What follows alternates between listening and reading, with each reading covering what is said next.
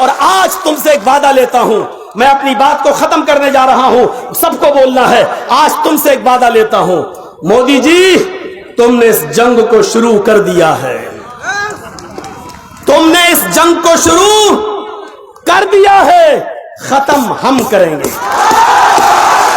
شروع تم نے کیا ہے، ختم ہم کریں گے۔ تم نے جو لڑائی کا اعلان کیا ہے، ہمیں تمہارا یدھ قبول ہے، ہمیں تمہاری طرف سے رائج کی ہوئی جنگ قبول ہے۔ مجھے معلوم ہے کہ تمہارے پاس پرشاسن کی طاقت، مجھے معلوم ہے ہماری بے بسی، مجھے معلوم ہے ہماری کمزوری، مجھے معلوم ہے ہماری ہین بھاوتا، ہمیں معلوم ہے ہماری طاقت کیا ہے۔ تم بہت بڑی طاقت میں ہو، پولیس تمہارے ساتھ، پرشاسن تمہارے ساتھ، آرمی تمہارے ساتھ، فوج تمہارے ساتھ، یہاں تک کہ سپریم کورٹ کے پریشر میں کام کرنے والے جج بھی تمہارے ساتھ، سب کچھ تمہارے ساتھ۔ ہمارے ساتھ کیا ہے؟ اس دیش کا پیار، اس دیش کی محبت، ہندوستان کا پیار، ہندوستان کی محبت۔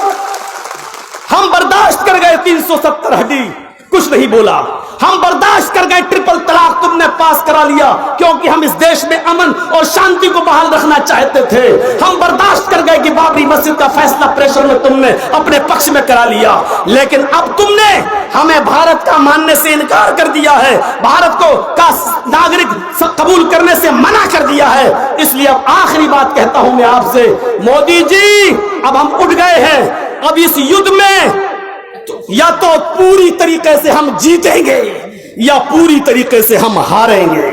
مودی جی اب اعلان سن لو، ہم اس بنگال کی دھرتی پر ایک اعلان کر کے جاتے ہیں، اب اس جنگ کے اندر یا تو تمہاری جیت ہوگی یا ہماری جیت ہوگی، اس جنگ میں ہم یا تو پوری طریقے سے جیتیں گے یا پوری طریقے سے ہاریں گے۔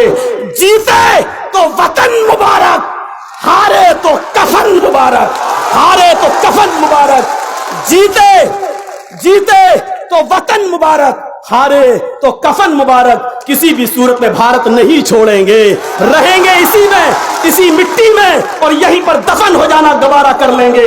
ہماری باڈی کو بھارت کی مٹی مل جائے یہی کافی ہے۔ ہم دن بھر میں 5 مرتبہ نماز پڑھ کر اس دیش کی دھرتی کو چومتے ہیں 5 مرتبہ، ہمیں اس دیش کی دھرتی کا غدار نہ کہا جائے۔ اس سے تم سے زیادہ حق ہمارا ہے، تم سے زیادہ حقدار ہم اس ملک میں رہنے کے ہیں۔ یہی چند شبدوں کے بعد آپ سے رخصت ہوتے ہیں، یہی عہد و پیمان لے کر اٹھیے گا کہ جیتے تو وطن مبارک، ہارے تو کفن مبارک۔